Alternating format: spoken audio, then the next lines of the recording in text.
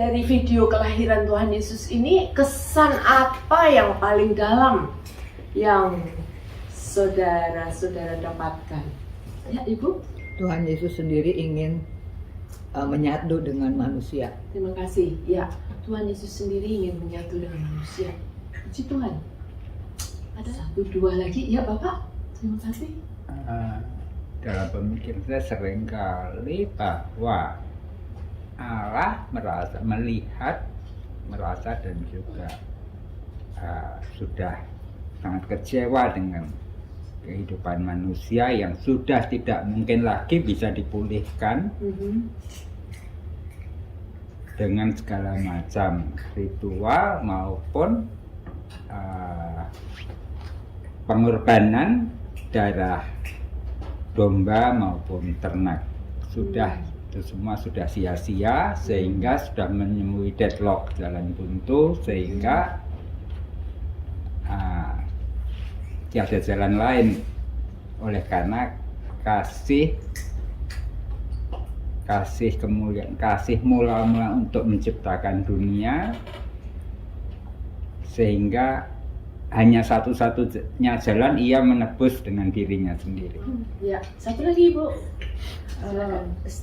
Story anak-anak dalam kartun gitu ya, belajar bagaimana Yahya dan mendapat janji akan John Baptist dan Maria mendapatkan janji dari tentang Tuhan Yesus. Artinya ada penampakan dan janji yang digenapi.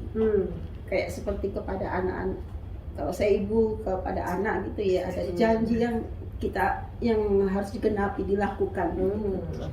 Percaya pada janji itu. Ya, terima kasih. Saya juga ada beberapa kesan waktu saya melihat video ini. Yang pertama, ketika Maria diberitahu bahwa roh Allah yang Maha Pencipta, yang melayang-layang di dalam kegelapan seperti tertulis dalam kitab Kejadian, akan berdiam di dalam rahim Maria. Saya terkejut. Allah yang Maha Pencipta berkenan menjadi makhluk ciptaan yang sangat terbatas. Kita bayangkan Tuhan Yesus harus meninggalkan kemuliaannya, kemapanannya, kenyamanannya di surga, dan lahir menjadi bayi yang tidak berdaya, bergantung pada pasangan miskin Maria Yusuf yang tidak pengalaman sama sekali. Bagaimana perasaan mereka, Maria Yusuf, ketika mendengar bahwa Herodes mau membunuh Yesus, mau memburu Yesus karena merasa tertipu? Bagaimana perasaan mereka? Kalau Tuhan Allah Bapa tidak intervensi, mungkin sudah habis itu cerita. Tapi puji Tuhan bahwa Allah Bapa intervensi dengan melalui mimpi. Yusuf didatangin malaikat untuk membawa, mengungsikan Allah Juru Selamat. Jadi Tuhan Yesus sejak lahir sudah tahu rasanya jadi pengungsi. Itu sakit, jadi pengungsi itu nggak punya hak apa-apa. Sudah dijadikan pengungsi di Mesir. Ya, saya yakin bahwa Tuhan Yesus sudah tahu bahwa dia akan ditolak. Sejak lahir ditolak di mana-mana. Penuh, tidak ada tempat, penuh. Tahu Tuhan Yesus, tahu. Bukan dia tidak tahu. Tidak ada tempat, bahkan di zaman ini pun Tuhan Yesus tahu. Juga ditolak.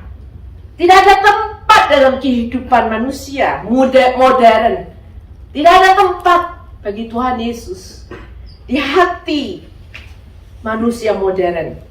Sudah penuh dengan berbagai macam ambisi, berbagai macam kegiatan, berbagai macam acara, bahkan tanggung jawab. Tidak ada tempat buat Tuhan Yesus. Dia tahu bahwa dia akan ditolak sejak lahir hingga wafatnya pun. Bukan hanya ditolak oleh manusia, Kita ingat ketika Tuhan Yesus di atas kayu salib berteriak, "Allahku, Allahku, mengapa engkau meninggalkan aku?" Ini kengerian yang luar biasa yang dicerminkan ketika Tuhan Yesus harus bergumul menghadapi kenyataan ini di Taman Getsemani. Dia stres luar biasa sampai pembuluh darah itu pecah. Ya. Keringatnya itu bercampur darah karena stres, depresi, tidak sanggup menghadapi kenyataan bahwa dia harus berpisah dengan Allah Bapa. "Allahku, Allahku, mengapa engkau meninggalkan aku?" Allah Bapa menolak untuk membebaskan Tuhan Yesus dari salib. Dia ditolak bukan hanya oleh manusia, tetapi oleh Allah Bapa. Karena apa? Karena begitu besar kasih Allah akan saudara dan saya, hingga dia harus mengorbankan anaknya yang tunggal, yang tidak berdosa, untuk menanggung hukuman dosa kita semua. Kalau ada jalan keluar, kalau ada binatang yang bisa menggantikan hukuman kita, tentu Tuhan Yesus tidak perlu mengorbankan dirinya sendiri. Bukan hanya menderita secara fisik, tetapi secara emosi dikhianati oleh murid-muridnya, dikhianati oleh semua orang yang sudah melihat mujizat-mujizatnya. Tidak ada satu orang pun yang membela Tuhan Yesus. Jadi tolak, ya. Dan puncak penolakan yang paling mengerikan, bahwa dia ditolak oleh Allah Bapa sendiri, dan dia lakukan itu karena tidak ada jalan lain kecuali dia yang tidak berdosa harus menanggung hukuman dosa. Kita manusia berdosa. Binatang tidak bisa. Manusia lain tidak bisa, karena kita semua manusia dilahirkan di dalam dosa, dan kita masing-masing harus menanggung hukuman kita sendiri. Dan hukuman itu kekal. Bukan main-main. Hukuman itu kekal. Tidak ada harapan. Tuhan Yesus tahu bahwa ia akan ditolak sejak lahir hingga wafatnya. Saya bayangkan kalau misalnya saya diundang untuk bagi firman Tuhan. Ini cuma bagi firman Tuhan loh ya. Di kelompok orang-orang yang sinis terhadap kekristenan, di kelompok orang-orang yang menolak kekristenan, aduh rasanya sudah belum melakukan juga sudah very discouraging, sangat, saya pasti akan mencari alasan untuk menolak. Untuk menolak itu baru memberitakan aja di dalam suasana seperti itu. Tetapi penolakan Tuhan Yesus tidak main-main. Sejak lahir hingga wafatnya pun bukan hanya manusia, tetapi Allah Bapa pun menolak. Kalau Tuhan Yesus menolak lahir sebagai bayi, menolak wafat di salib, maka surga akan kosong tanpa juru selamat.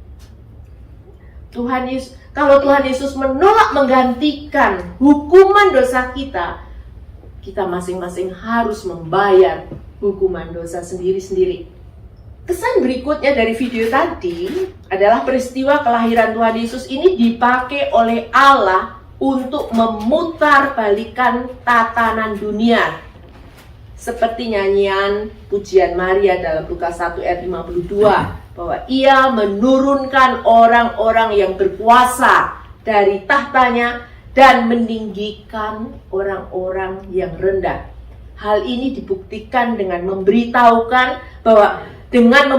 berita besar kelahiran Sang Isa Al-Masih pertama-tama bukan kepada kalangan petinggi Yahudi, bukan kepada Herodes, bukan kepada Pilatus, melainkan kepada para gembala domba.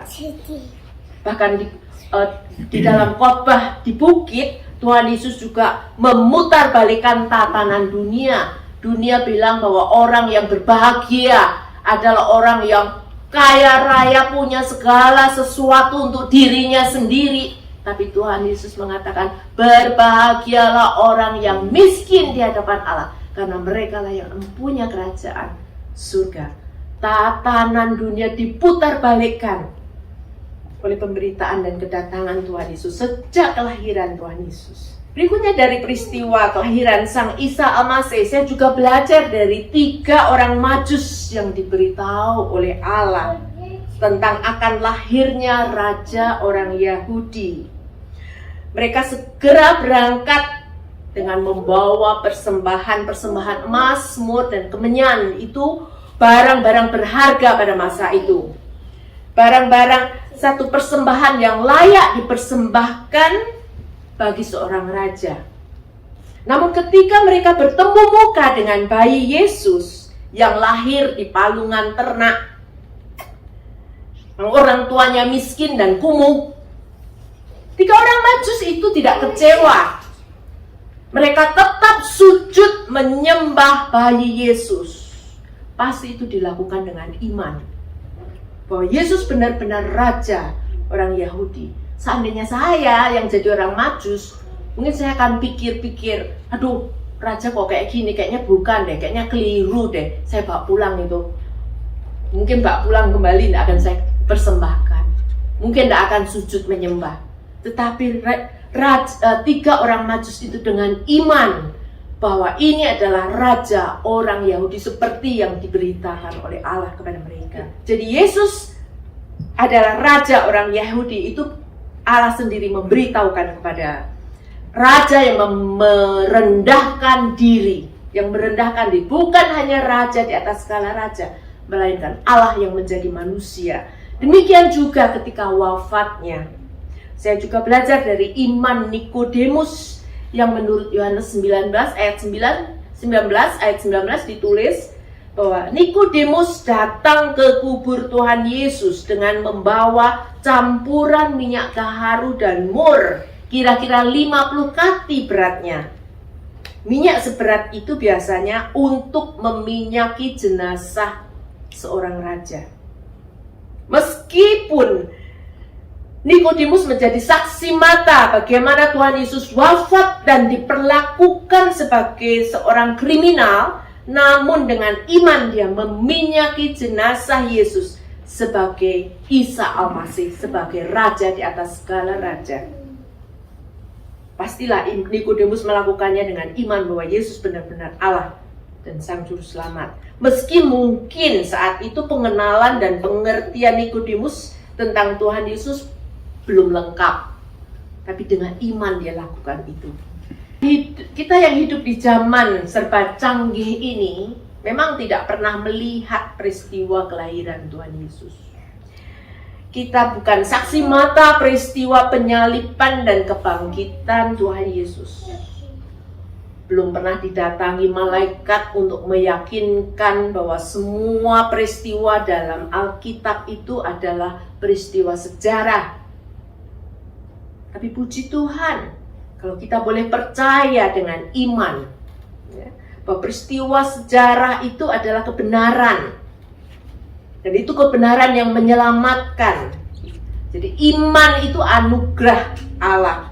Iman itu anugerah, bukan usaha manusia. Kita mengucap syukur bahwa kita meskipun tidak melihat semua peristiwa itu, namun kita bisa percaya kepada Tuhan Yesus Kristus sebagai Tuhan dan Juru Selamat.